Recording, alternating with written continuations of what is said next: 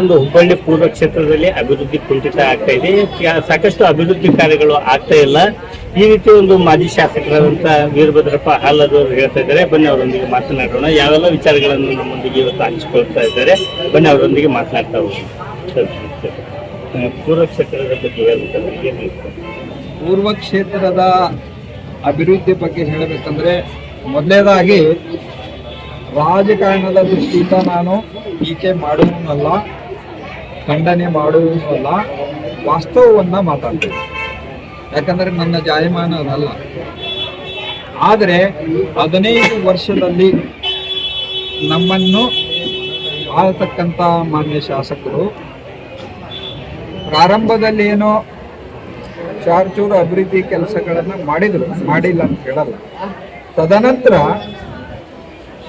ಇತ್ತೀಚೆಗೆ ಎಷ್ಟು ಅಭಿವೃದ್ಧಿ ಆಗಬೇಕು, ಯಾವ್ಯಾವ ಕ್ಷೇತ್ರದಲ್ಲಿ ಅಭಿವೃದ್ಧಿ ಆಗಬೇಕು ಆಗಿಲ್ಲ ಅನ್ನೋದು ಕಟ್ಟು ಸತ್ಯ.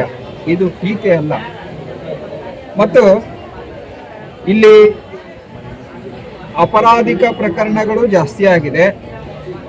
ಮಾತೆತ್ತಿದ್ರೆ ಚಾಕು ಚೂರಿ ಸಂಸ್ಕೃತಿ. ಮತ್ತು ಶಿಕ್ಷಣ ಕ್ಷೇತ್ರದಲ್ಲಿ ಅಭಿವೃದ್ಧಿ ಆಗಬೇಕಿತ್ತು, ಹಾಗಿಲ್ಲ. ಮತ್ತು ಕುಡಿಯುವ ನೀರಿನ ಸಮಸ್ಯೆ ಇದೆ. ಕೆಲವು ಪ್ರದೇಶಗಳಲ್ಲಿ ಒಳಚರಂಡಿ ಮಿಶ್ರಿತ ನೀರು ಇವತ್ತಿಗೂ ಬರ್ತಾ ಇದೆ. ಅದ್ರ ಬಗ್ಗೆ ಯಾವುದೇ ಕ್ರಮ ಆಗಲಿಲ್ಲ.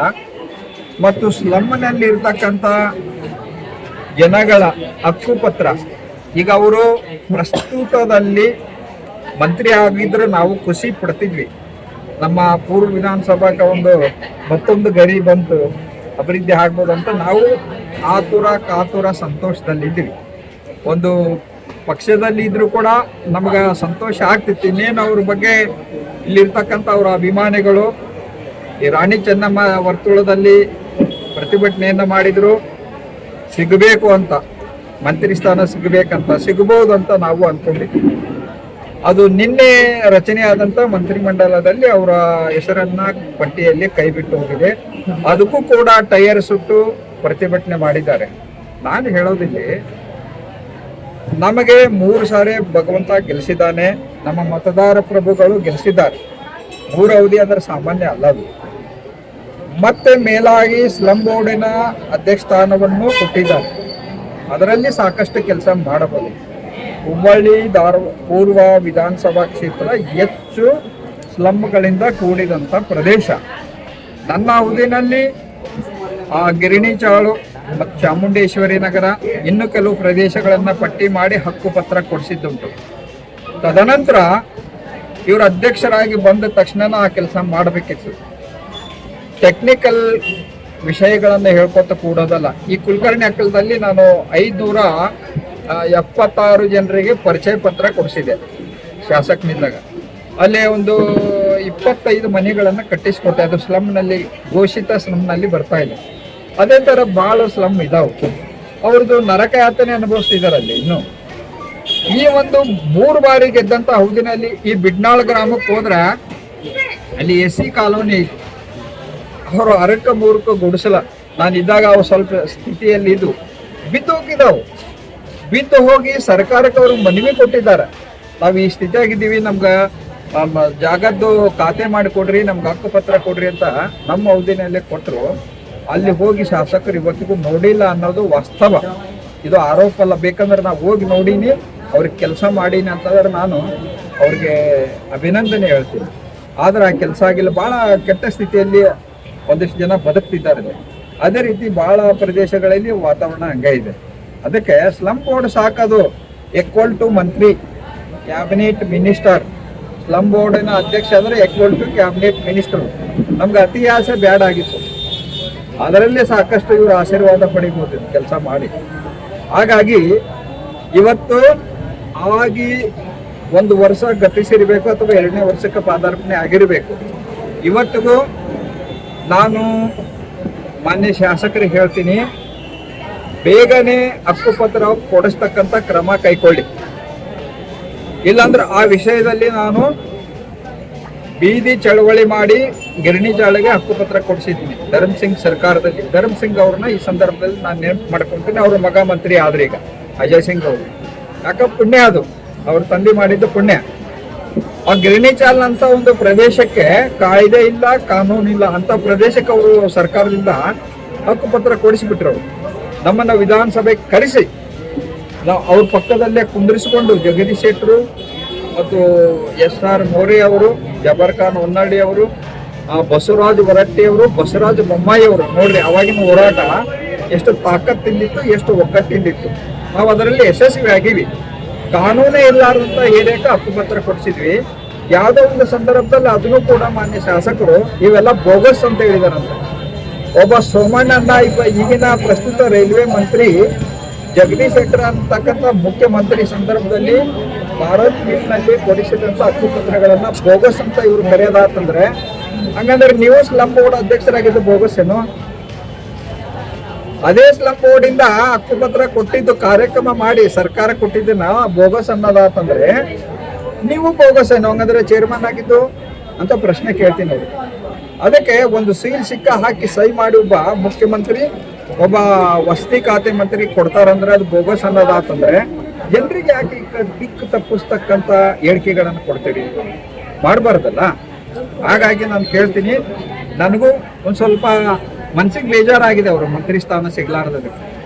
ಈ ಕ್ಷೇತ್ರದ ಪ್ರಾಮಾಣಿಕ ಕಾರ್ಯಕರ್ತರಿಗೂ ಬೇಜಾರಾಗಿದೆ. ಯಾಕಂದ್ರೆ ಈ ಭಾಗಕ್ಕೆ ಸಿಕ್ಕಿದ್ರ ನಾವು ಖುಷಿ ಪಡ್ತಿದ್ದೆ ಹೊರತು ಹೊಟ್ಟೆ ಕಿಚ್ಚು ಪಡ್ತಿದ್ದಿಲ್ಲ. ನೀವು ಕಾರ್ಯಕ್ರಮದಲ್ಲಿ ನನ್ನ ಹೆಸರು ತಗೊಂಡ್ರೆ ಬಹಳ ಚಿಡಿಮಿಡಿ ಹಾಕ್ತೀರಿ ಅಂತ ಕೇಳಲ್ಪಟ್ಟಿನ ಅಧಿಕಾರಿಗಳ ನನ್ನ ಗಮನಕ್ಕೆ ತಂದಾರ.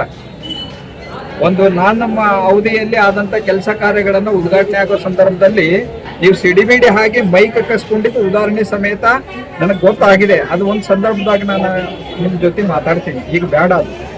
ಆದರೆ ನಾನು ನಿಮ್ಗೆ ಕೇಳ್ತೀನಿ, ಉಳಿದಂಥ ಅವಧಿಯಲ್ಲಿ ಒಳ್ಳೆ ಕೆಲಸ ಮಾಡಿ ನನ್ನ ಅವಧಿನಲ್ಲಿ ಏನಾಗಿದ್ದು ಅದನ್ನು ಹೊರತುಪಡಿಸಿ ಪೆಂಡಿಂಗ್ ಯಾವುದು ಎಲ್ಲ ಕೆಲಸಗಳನ್ನ ಮಾಡಿ ಜನರ ಆಶೀರ್ವಾದ ತಗೊಳ್ರಿ ಅಂತ ಈ ಸಂದರ್ಭದಲ್ಲಿ ಅವರು ಹೇಳಿಕೆ ಇಚ್ಛಪಡ್ತಾರೆ.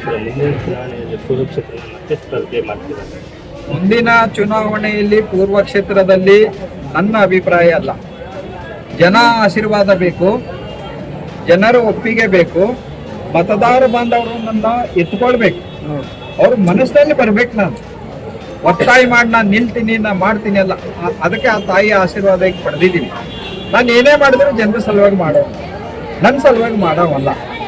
ಜನರಿಗೆ ಬೇಕಂದ್ರೆ ಅವ್ರ ಮನಸ್ಸಲ್ಲಿ ಬಂದ್ರೆ ಅವರಾಗಿ ನನ್ನ ಕೈ ಹಿಡಿದು ಮನೆಯಾಗಿದ್ದವನ್ನ ಕರ್ಕೊಂಡ್ಬರ್ತಾರೆ. ಅವ್ರ ಸೇವಾ ಮಾಡ್ಲಿಕ್ಕೆ ಸದಾ ಸಿದ್ಧನಿದ್ದೀನಿ. ಅಧಿಕಾರ ಇರ್ಲಿ, ಅಧಿಕಾರ ಬಿಡ್ಲಿ, MLA ಇರ್ಲಿ. ಅದು ಈಗ ಸದ್ಯಕ್ಕಂತೂ ನಾವು JDS ಅಲ್ಲಿ ಇದ್ದೀವಿ. JDS ಮತ್ತು BJP ಎರಡು NDA ಸರ್ಕಾರದಲ್ಲಿ ಹೊಂದಾಣಿಕೆ ಒಂದು ಆಡಳಿತವನ್ನು ಮಾಡ್ತಾ ಇದೆ. ನಮ್ಮ ನಾಯಕರು ಕುಮಾರಸ್ವಾಮಿ ಅವರು, ಅದಕ್ಕಿಂತ ರಾಷ್ಟ್ರೀಯ ನಾಯಕರು ದೇವೇಗೌಡ ಸಾಹೇಬರು ಅವರು ಒಂದು ಏನು ಮಾರ್ಗದರ್ಶನ ಮಾಡ್ತಾರೆ. ಮತ್ತೆ ಇಲ್ಲಿ ಸ್ಥಳೀಯ ನಾಯಕರೇನಿದ್ದಾರೆ 2 ಸರಿ ಕಳ್ಕೊಂಡಿದ್ದು ಸಾಕು ಅಂತ ಅವ್ರಿಗೆ ಅನಿಸಿದ್ರೆ, BJP 2 ಸರಿ ನಾವು ಕಳ್ಕೊಂಡಿದ್ದೀವಿ. ಕ್ಷೇತ್ರಕ್ಕೆ ಜನರಿಗೆ ಅನ್ಯಾಯ ಆಗಿದೆ, ಕಾರ್ಯಕರ್ತರಿಗೆ ಅನ್ಯಾಯ ಆಗಿದೆ ಅಂದು ಈಗಲೂ ಅವ್ರ ಮನಸ್ಸಿನಾಗ ಬಂದ್ರೆ ಈ ಸ್ಥಾನವನ್ನ ನಾವು ಮುಂದೆ ಗೆಲ್ಕೋಬಹುದು, ಉಳಿಸ್ಕೋಬಹುದು. ಈಗಲೂ ಬರ್ಲಿಲ್ಲ, ಬೇರೆ ರೀತಿಯ ಭಾವನೆಗಳು ಅವ್ರ ಮನಸ್ಸಿನಲ್ಲಿ ಇದ್ರ ಇದು ಶಾಶ್ವತ ಮರೆತು ಬಿಡಬೇಕು. ಬಿಜೆಪಿ ನಾನು ಟಿಕೆಟ್ಗಾಗಿ ಪಕ್ಷ ಸೇರ್ಪಡೆ ಆಗೋಲ್ಲ. ಒಂದು ತತ್ವ ಸಿದ್ಧಾಂತ ಜನ ಹಿತದಕ್ಕೋಸ್ಕರ ನಾನು ಪಕ್ಷವನ್ನ ಸೇರ್ಪಡೆ ಆಗ್ತೀನಿ, ಪಕ್ಷವನ್ನ ಬದಲಿ ಮಾಡಿದ್ದು.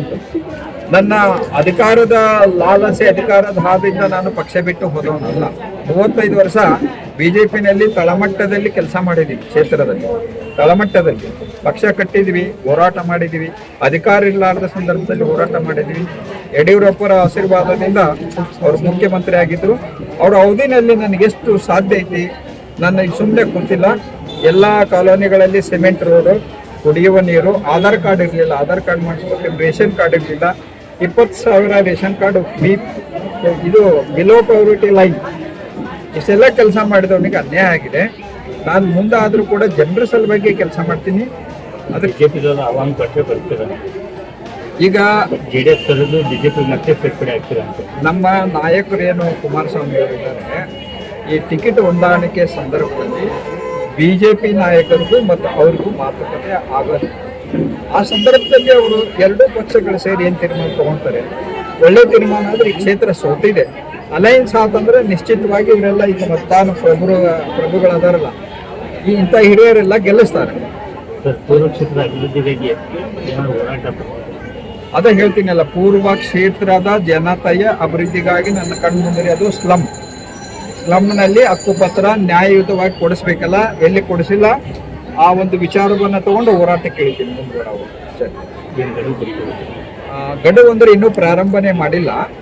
ನಾನು ಫಸ್ಟು ಪ್ರವಾಸ ಮಾಡ್ತೇನೆ, 23 ವಾರ್ಡು ಪ್ರವಾಸ ಮಾಡಿ ಸಮಸ್ಯೆಗಳನ್ನು ಪಟ್ಟಿ ಮಾಡ್ತೇನೆ. ಸಮಸ್ಯೆಗಳನ್ನು ಪಟ್ಟಿ ಮಾಡಿ ಅಲ್ಲಿನ ಸ್ಥಳೀಯರನ್ನ ಕರ್ಕೊಂಡು ಮಾಡ್ತೇನೆ. ಇಲ್ಲೇ ರಾಜಕಾರಣ ಶುರುವಾಗಿದೆ.